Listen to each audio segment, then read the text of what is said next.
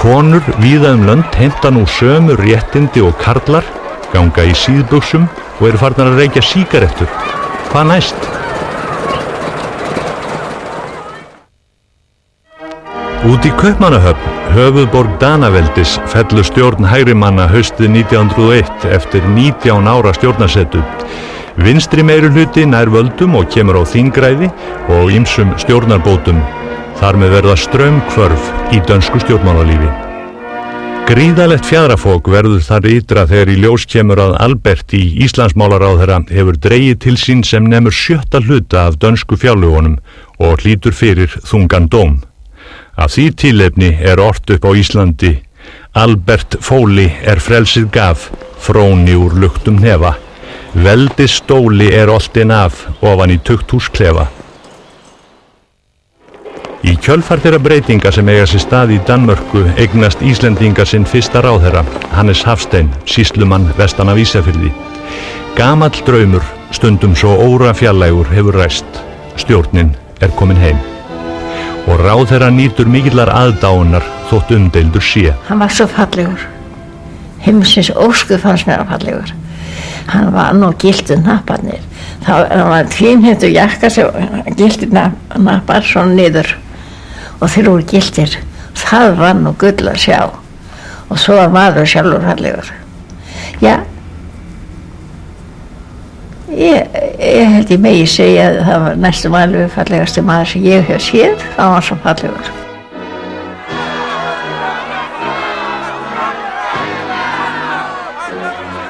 Raddir aðskilnað við Dani orðnar háværari. Menn eru meira að segja farnir að flagga hvítbláum fána í leyfisleysi í stað þess danska. Það engur líkar en það hafi vorað með nýrri öld á ísaköldu landi. Á þessum fyrstu árum býr stærsti hluti þjóðarinnar í torfbæjum og eldar mat sinn á hlóðum. Aðeins örfáir bílar hafa verið fluttir til landsins og reynst illa. Verkamenn hafa stofnað með sér félag og það búið að flytja inn fyrstu reiðhjólin og meira að segja stofna sérstakt hjólamannafélag og Íslendingar eru búin að eignast listmálara. Þórarinn B. Þorláksson efnir til myndlistasýningar þeirra fyrstu hér á landi á sjálfu aldamótaárinu.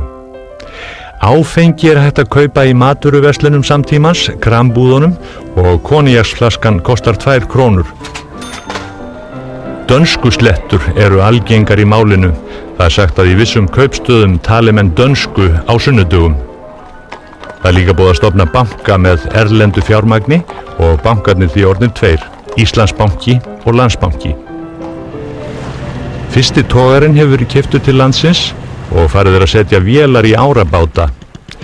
Margir segja að þar með hafi iðnbyltingin komið til landsins sem fyrir átti enga einustu vél.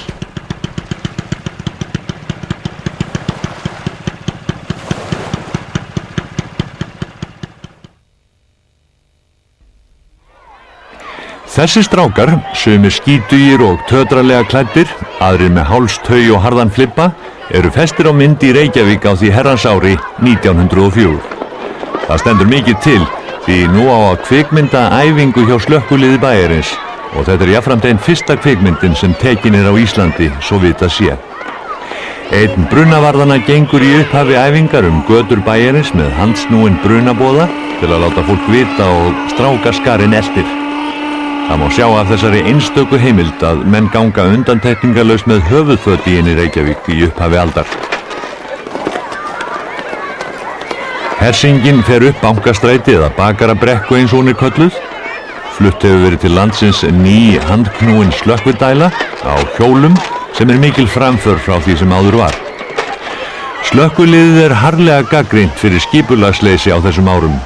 Í blaðinu Reykjavík segir að liðið sé höfuðlaus her og svo alið upp í óhlýðni og stjórnleysi að ekki nema helmingur þess mæti við eldsvoða og enginn kunna stýra því.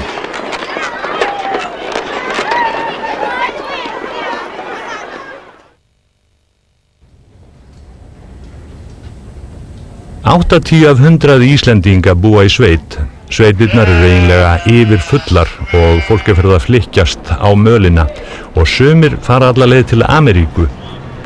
Þó nú drægi óðum úr vesturferðum fer enn fjöldi fólks árlega í leit að nýja Íslandi vestur á sléttunum miklu. En það ekki átakalaust. Á vordögum árið 1910 fer hópur ættingja og vina Ragnheiðar Böðvarsdóttur vestur haf. Það var erfitt að hafa gott eftir fólki, já. Þetta var efnisfólk og vinir og ættingjar.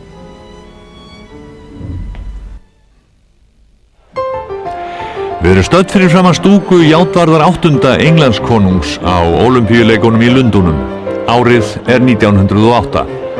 Ákveðið hefur verið að Íslendingar taki þátt í leikunum í fyrsta sinn. Búningar þessara spengilegu kvenna eru samkvæmt nýjustu tísku, fyrirferðarmiklir hattar og skósíð pils.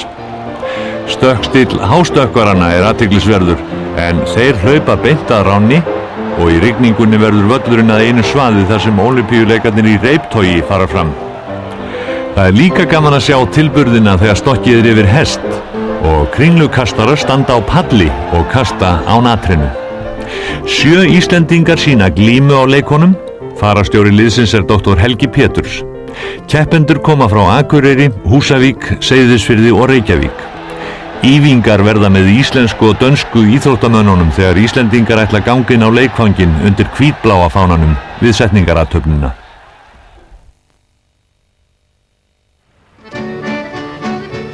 Á Siglufirði hafa norskir síldarsjómenn numið land og byrjað að veiða síld í herpinót. Fyrstu söltunarstöðarnar eru að rísa norðanlands. Það er hafinn nýr kafli, nýtt ævintýri í Íslandssögunni, síldarævintýrið.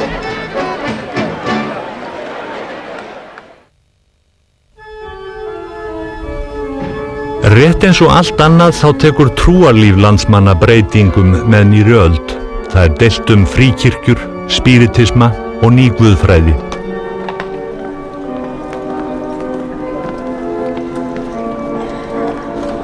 Meira að segja húslestrar eru ekki lengur lesnir í baðstofum landsmanna á sunnudögum. Séra Friðrik Bergmann, prestur í Görðum í Dakóta, lýsir ástandinu á þessa leið. Óánægja með kirkjuna og kirkjulega ástandið er mjög almenn landið. Hún býr ekki einungis í brjóstum þeirra manna sem losast vilja við kirkju og kristindóm. Hún er einmitt minnst hjá þeim. En óánægjan er hjá fjöldanum sem finnur til þess að vera ætti lifandi kristindómur.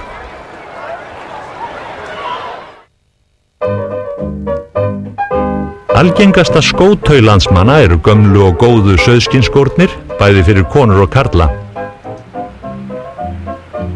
Peysufötin eru enn algengasti spariklæðnaður íslenskra kvenna með tilheyrandi slifsi, svuntu og skotthúfu. Konurnar eru líka farnar að gangi í dönskum búningi eins og það er kallað, síðum pilsum og silkiblúsum, rétt eins og út í löndum. Akureyri 19. desember 1901. Bærinn er að brenna. Með þessu kalli voru bæjarbúar vaktir klukkan 4 á fimmtudagsmorgun en þá stóðu eldlogar upp úr geymsluhúsi við Hótel Akureyri. Illa gekk að ráða niðurlögum eldsins en alls brunnu 12 hús og rúmlega 50 manns eru heimilislausir eftir brunan.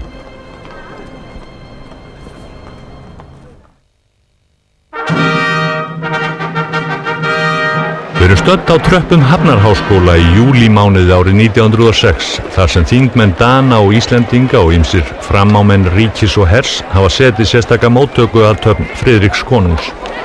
Fyrir íslenska þingmannaliðinu fer Hannes Hafstein ráðherra sem jafnframt er vinur konungsins.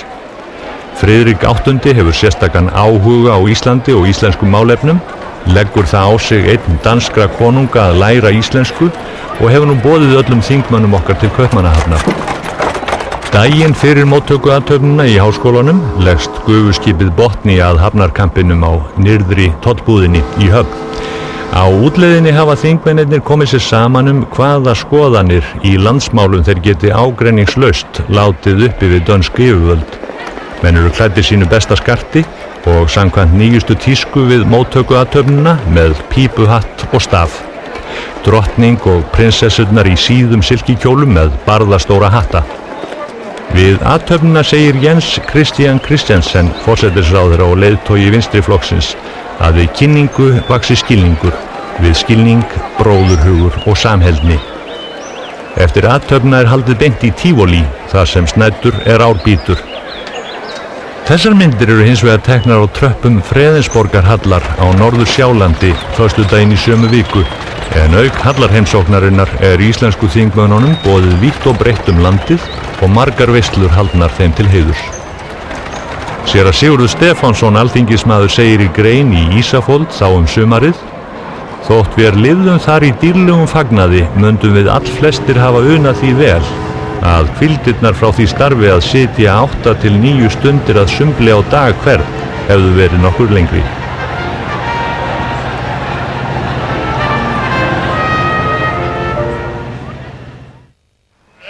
Ystafelli í Köldukinn 20. febrúar 1902. Stofnað hefur verið Sambandið, Sambandskaupfélag Þingeyinga, en stofnendur eru kaupfélögin 3 sem fyrir eru í Þingeyjarsýslu. Ætlunin að sambandið verði innkaupa og sölusamband með vörur á markaðsverði, en félagsmenn fái tekjuafganginn greiddan síðar.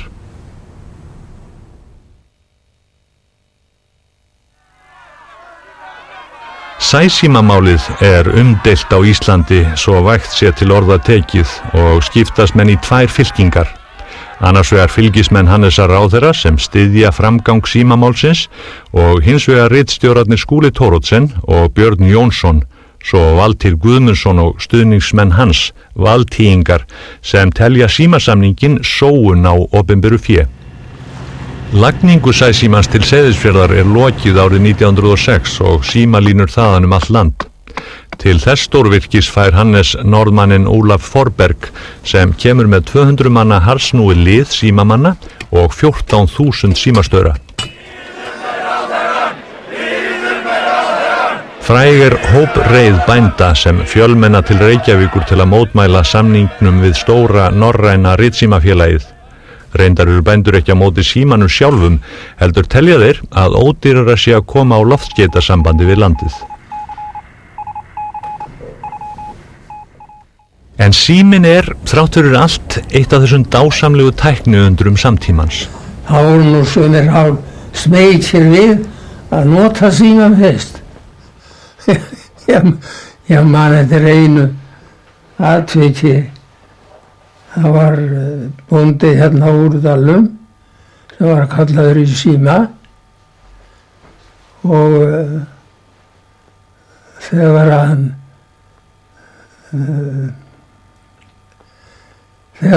tók nú síman presturinn var hjá honum og hann hlustaði bara.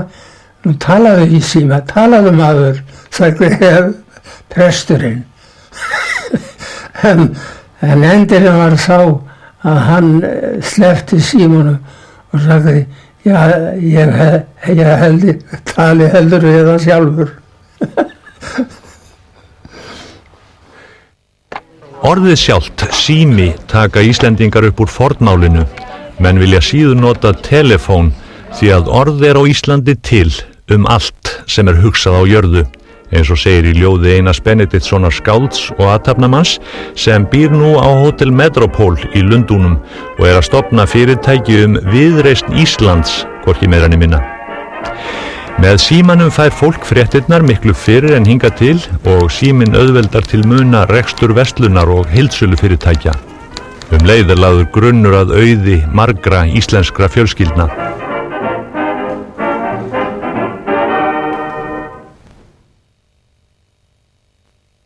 En hvernig ferðast landsmenn á þessum fyrsta áratug hinnar nýju aldar? Gufuskip eru nú í ferðum til og frá landinu og milli hafna innanlands sem mikil samgöngubót frá því sem áður var. Milli staða þó mest ferðast fótgangandi eða á hestum rétt eins og menn hafa gert í 1000 ár. Það þarfasti þjónninn sem brokkar með mannfólkið yfir holt og hæðir þessa lands og vegirnir eru aðeins fjár og reiðgötur, nokkuð sem miklu frekar má þakka skepnum landsmanna en þeim sjálfum. Það má segja að árið 1907 hafi fyrst verið lagður þokkalegur vegur á Íslandi, en þá liggur líka mikið við. Kóngurinn að koma.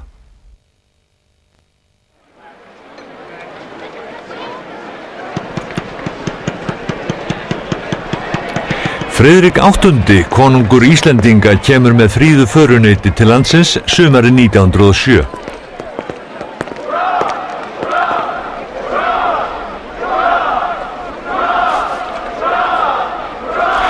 Af því að konungur ekki talinn mikill hestamaður þykir nauðsynlegt að leggja veg austur að Geysi í Haukadal til að hægt verða að aka konungi í hestvagni austur. En svo kemur auðvitað í ljós að hans hátign vill frekar ríða en aka og hann jú sá sem ræður.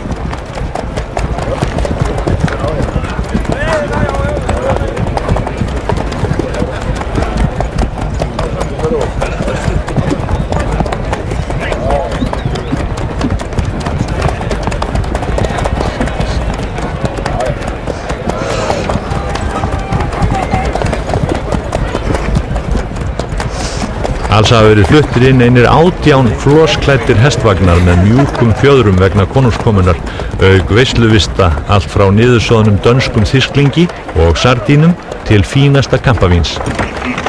Konungur skipar í Íslandsförinni sérstaka samninganefnd sem gera á tillögur samband landanna tveggja, tillögum nefndarinnar, uppkastinu svo kallaða, hafnar þjóðin svo í kosningum skömmu síðar og þar með Hannesi ráðherra. En hún tekur vel á móti kongi sínum. Hér ávarpar þjóðskáldið og klerkurinn Matthías Jochumsson konungvorn úr ræðustól. Fólk skundar á Þingvöll, ekki aðeins til að sjá hina tignu gesti. Það sem alla þystir að sjá glíma þeirra Jóhannesar Jósefssonar og Hallgríms Benediktssonar, konungsglíman. En Jóhannes hafði strengt þess heit norður á Akureyri að sigra til heiðurs Norrlendingum ella minni maður heita. Það skemmst frá því að segja að Hallgrímur fellir Jóhannes eins og frægt orðið. Og þá glumdi alveg þetta öskruð allir upp svo það bergmálaði í hérna djáni í það man ég ennþá. Og ég bara hrakk við og þá var ég búinn að horfa svo lengi, ég búinn að týna ömmu. Eftir byltuna Jóhannes uppnefndur Jóhannes minnimaður. En þennan minnimann fær ekkert stöðvað. Hann á eftir að ferðast heiminn og sýna íslenska glímu og bardagalist. Hér hann í Ameríku þar sem hann glímir við indjána í sýningaratriði sem hann kallar frumbyggjan.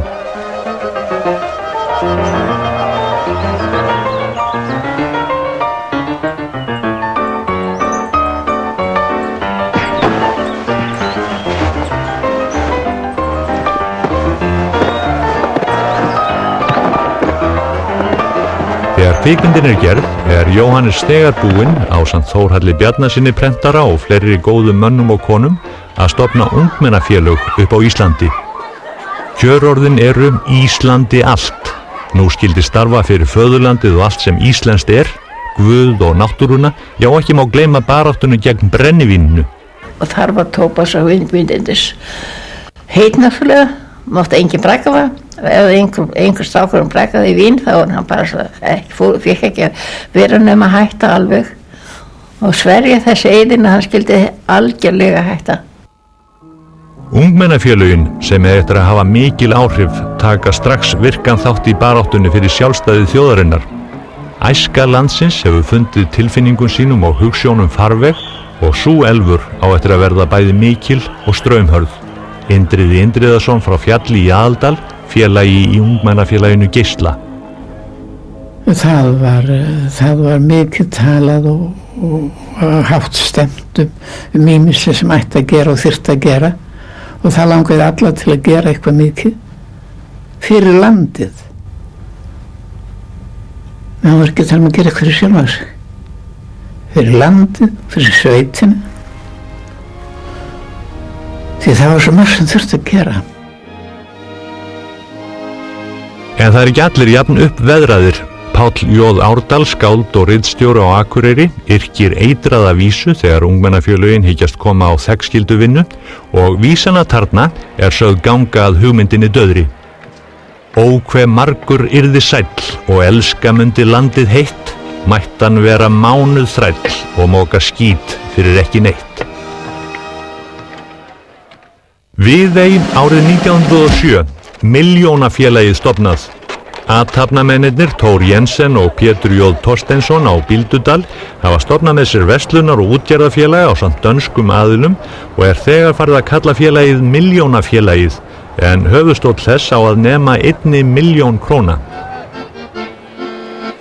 Danskir bankar sjá félaginu fyrir rekstrarfé og veitir ekki af þar sem áformin eru feiknarleg.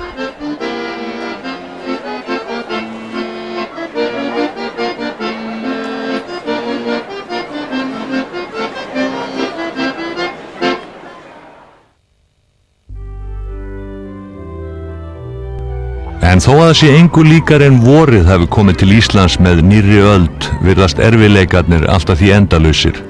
Barnaveikin einn þeirra ógvalda sem fara líkt og faraldur sveitir landsins.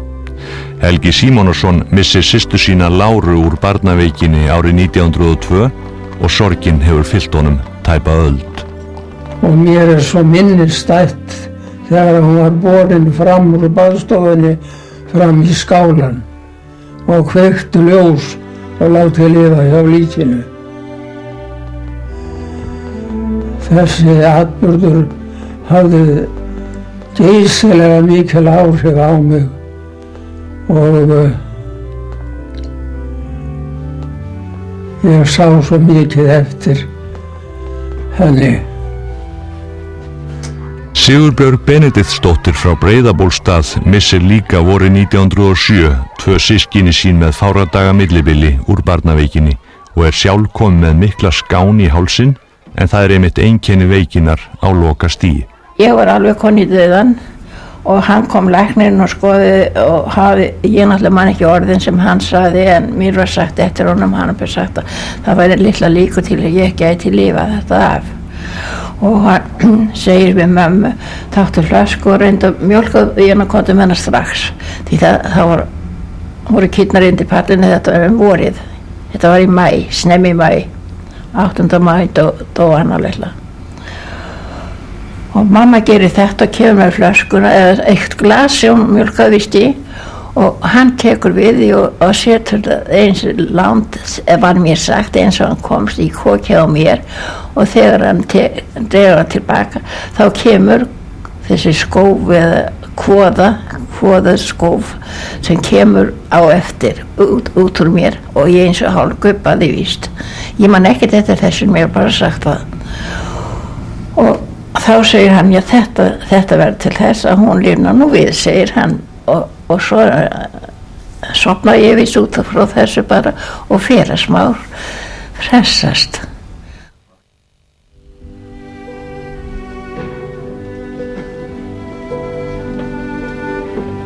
Margir þjást líka af sulli og taugaveiki og berklarnir eða hvítidauðinn tekur álega sinn toll. Og svo að finna holdsveikt fólk í öllum landsfjórðungum. Þegar Laugarnesspítali reistur hér fjöldi barna og fullorðina með hræðilega lyktandi kaunum holdsveikinnar. Ingibjörg Jónsdóttir einn þeirra sem vistuð nauðug á spítalanum. Hún hafði verið tekin með valdi frá ungu barni sínu vegna smithættunar. Bréf sem hún skrifar í örvæntingu sinni til Björns Jónssonar, ritstjóra stærsta blaðs á Íslandi, lýsandi fyrir þá neyð og það vonleysi sem svo víða ríkir. Ég bið minn góða Guð að gefa þolinmæði að bera minn veikleika sem hann hefur látið á mig, en mér finnst þyngra að bera þá byrði sem mennirnir leggja á mig. Árið 1903 nýtur aðeins helmingur íslenskra barna á aldrinum 7 til 14 ára kennslu utan heimilis. Þrátt fyrir að barnaskólar eru nú komnir í flesta kaupstaði. Kennslan fer aðalega fram heima í baðstofunum eða í hinu svo kallaða farskóla. Kennararnir ferðast bæ frá bæ og kenna það sem húsakynni leyfa nokkrar vikur í senn. Í nýjum fræðslulögum árið 1907 ákveðið að hvert barn á aldrinum 10 til 14 ára skuli fá 6 mánaða kennslu þar sem skólar eru til staðar en annar staðar aðeins 2 mánaða skólagöngu. En þeir eru margir sem ekki fá að læra. Helgi Símonarson einn þeirra. Þegar Rósa, fermingasystir hans frá Sökku, gengur hjá garði á leið í skólan, horfir hann á eftir henni og kennir þá fátæktarinnar. Það var nú nærri því að ég táraðist þegar ég var við það að hún voru þarna hjá og var að fara í skólan. Mér langaði svo mikið til að vera með. En það gekk nú ekki. Á þessum upphafsárum aldarinnar hafa kaupmenn þegar uppgötvað mátt auglýsinga. Reynsla sannleikur, segir í auglýsingu frá vínverslun Benedikts S. Þórarinssonar og ekki má gleyma peysufattaklæðinu sem allir spyrja eftir. Björn Þórðarson auglýsir vörur sem nýkomnar eru með gufuskipinu Vestur til landsins. Munið eftir að alltaf eru nægar birgðir af efnum í yfirfrakka, samkvæmisvöld og röndóttar buxur. Og það eru auglýstir ofnar og eldavélar, flippar, manséttur og hörð brjóst. Ágætt yfirsængufyður fæst keypt í Gotthopp. Og hvar á að kaupa öl og vín en í Thomsens Magasín.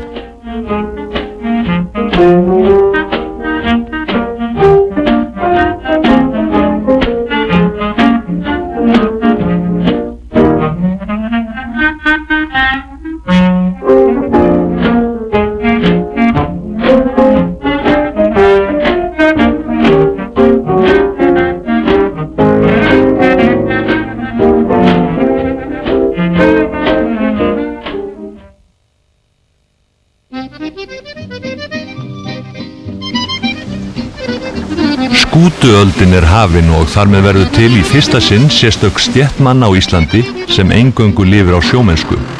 Árið 1908 eiga Íslendingar orðið 180 skútur og svo það öll útlensku skipin hér við land. Í byrjun aldarinnar eru þúsundir franskra fiskimanna á Íslandsmiðum á gólettun sínum. Vinnubröðin borð í frönsku skútunum eru svipuð og borð í þeim íslensku. Karlarnir raða sér við borðstokkin og keipa nótt sem nýtan dag. Færin eru fleiri tugir faðma á lengd og allt dregið á höndum. Fiskurinn flattur og saltaður borð, erfið vinna og hættuleg. Það talið að 4000 franskir sjómenn hafi farist með einum eða öðrum hætti á Íslandsmiðum síðustu 20 árin. 6 sinnum á dag köllunum gefinn brennivínsskammtur samkvæmt reglugerð, auk þess sem vín drukkið með mat að frönskum sið. Það þarf því engan að undra að slys eru tíð og margir þeirra komast aldrei heim. Til barnagæla sem bretónskan mæður syngja sonum sínum: sofðu vinur, sofðu rótt, senn þig kallar Ísland ljótt. Til að sinna franska flotanum við Íslandsstrendur halda frakkar úti bæði eftirlits- og spítalaskipum og hér eitt slíkt að leggja úr höfn í Dunkirk á leið til Íslands. Fjölskyldur sjómannanna koma til að kveðja. Eftir langa og stranga siglingu sjást Austfirðir rísa úr sæ en á þeim slóðum einmitt mikið fransmenn. Kallarnir borð í skútunum hafa þann háttinn á að þegar hjálpar þörf vegna veikinda eða slysa flaggað gulum fána í hálfa stöng og svo kallað og bent. Hér verið að koma slösuðum sjómanni undir læknishendur og til þess notaður vélknúinn léttabátur. Frakkar hafa byggt sjúkrahús á nokkrum stöðum á landinu, meðal annars í Reykjavík. Þegar litið frá gömlu steinbryggjunni austur að Laugarnesi sést Holtsveikra spítalinn sá eini í landinu. Á franska spítalanum neðan við Frakkastíg í Reykjavík tekið á móti mönnunum. Spítalinn einn sá fullkomnasti hér á landi þessar mundir. Þegar sjómennirnir hafa náð sér þeim komið aftur borð í skúturnar til að glíma við þann gula.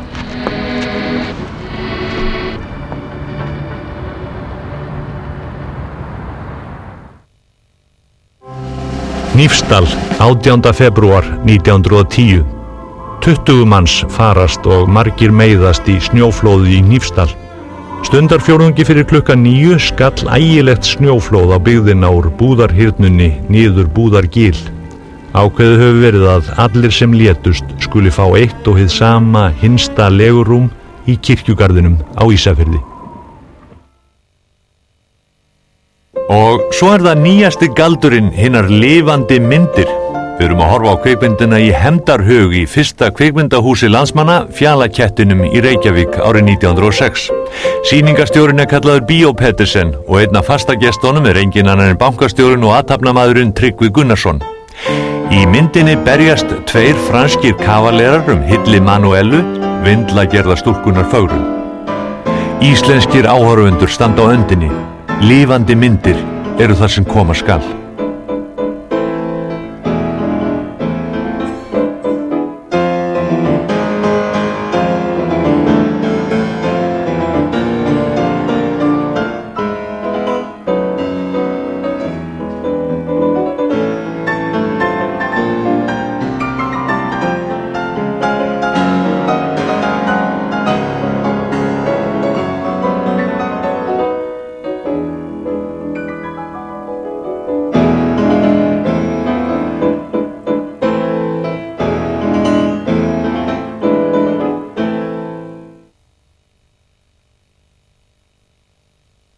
Öldin okkar, eins og hún hefur verið kölluð, aðeins rétt að byrja. Fyrsti áratugurinn markar upphafið að gríðalegum breytingum sem þjóðin á eftir að upplifa, meiri breytingum í raun en í allri sögu sinni til þessa. Í næsta þætti ætlum við að skoða annan áratug aldarinnar, þegar stóra stríðið skellur á, frostaveturinn mikla, Kötlugos og síðustu drepsóttina, spænsku veikina. Þegar Íslendingar komast í heimsfréttirnar fyrir það að banna áfengi með lögum og bílaöldin með öllum sínum ævintýrum gengur í garð. Og síðast en ekki síst, þegar Íslendingar verða fullvalda þjóð.